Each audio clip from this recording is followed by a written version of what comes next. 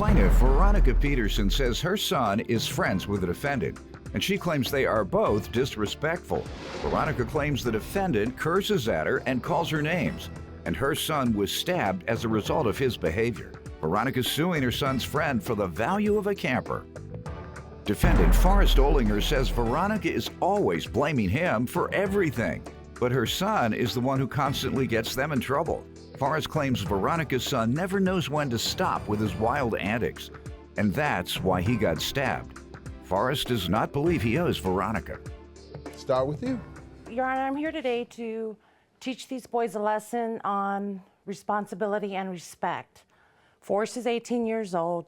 Brandon is 16 years old. They've been friends for a couple of years now. Forrest comes over to my house, and he's very disrespectful to me. Back in April of this year, my son was stabbed for not showing respect to other people. You stabbed him? No, sir. No, Your Honor. Wow, you don't play with disrespect.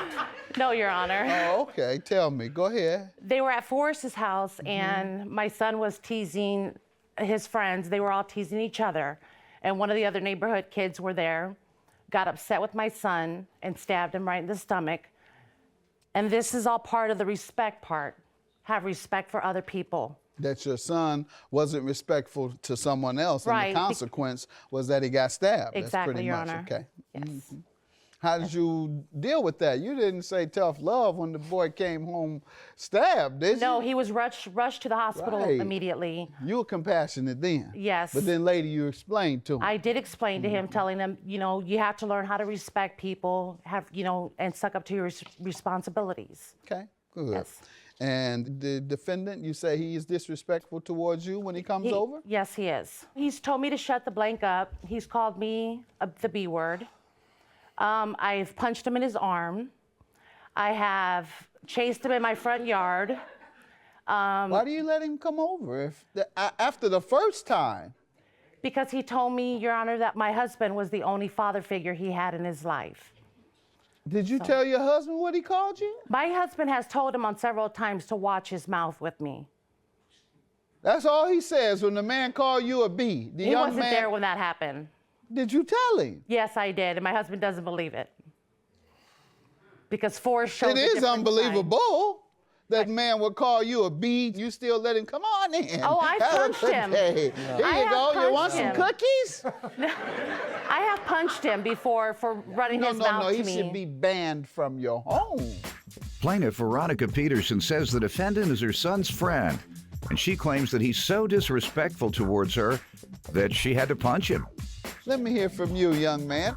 I haven't ever cursed at her. I've cursed around her. That's a lie. At her, Your Honor.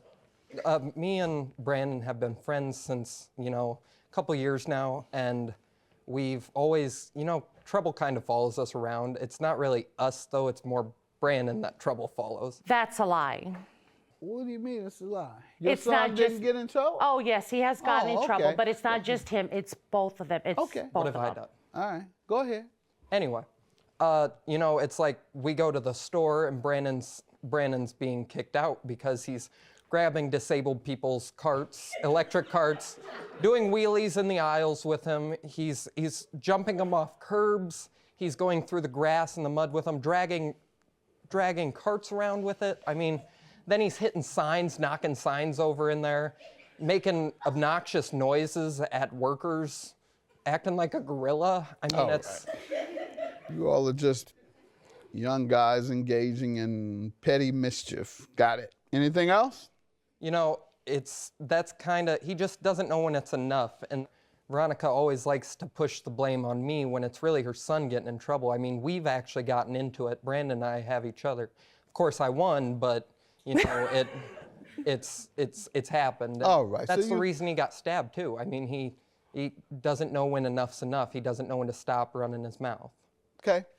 The camper you're suing him for, how does he owe for that? Okay, Your Honor. Back in 2012, I got the camper from my aunt. I traded her for a brand new wash machine and a dining room table. Unfortunately, I wasn't able to go pick up the camper because I didn't have the towing equipment to pull the camper back to Iowa. So this year, my son put the towing equipment on the truck to pull the camper. So him and Forrest went to go pick up the camper from my aunt's house in Illinois.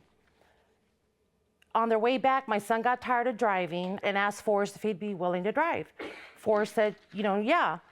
So they were pulling out of the gas station, and there is a big, huge farm equipment there. Brandon asked Forrest several times, "Are you sure you're gonna make that?" And he goes, "Yeah, I'll make it." Well, Forrest ended up hitting the farm equipment and caused damage to my camper. It has a hole that went all the way through the camper to the inside, has a big dent. It busted out a window, and I have pictures of the damage that it has caused. So I'm not suing today for the damages caused because they exceed the value of the camper. What I'm suing for today is just the value of the camper. Okay. And you have something that indicates the value of I the do, Your camper Honor. that it's demolished. No, I don't, because I couldn't pull the camper to get an estimate on it. And you're asking for the low retail. I'm You're asking not for the even being low. greedy. Yep. All right, young man, what do you want to tell me? Like Veronica said, I was doing her a favor by going and getting the camper for her. And so Brandon and I went up to Illinois. We got the camper. On our way back, Brandon's getting tired. He's asking, "I don't want to drive anymore. Can you drive for me?" I said, "Sure, that's no problem." And so we're pulling into the gas station, and there's a parking spot next to farm equipment and another truck. And so I'm pulling in, and the camper swung, and part of the farm equipment went through the camper, knocked out the window. Luckily, we were able to pull it back home still with no problems. We got it home, and they saw what happened, and they wanted me to pay for it. But I don't feel like I should pay for it because I was doing her a favor by going and getting it for her. I found out it was not insured. I assumed that the insurance would take care of it. That's irrelevant. Plaintiff Veronica Peterson says the defendant is her son's friend, and she claims that he's so disrespectful towards her that she had to punch him. The question is whether you were negligent. No, I was just pulling into a parking spot, and So how did the swung too accident wide. happen then? If all you were doing was pulling into... I didn't turn wide enough, Your Honor. So that's not doing something wrong? That's doing something wrong, Your Honor. Okay. And you would have to prove extraordinary negligence, ma'am. Slight negligence, he would not be responsible because he is doing you a favor. I'm going to conclude that it was extraordinary negligence for the camper to be totaled just from pulling into a parking space. Judgment for the plaintiff, $2,550. Have a good day. Thank you. I want to let Forrest know that I hope this teaches you a little bit of respect and responsibility. You need to start learning how to take responsibility for your own actions.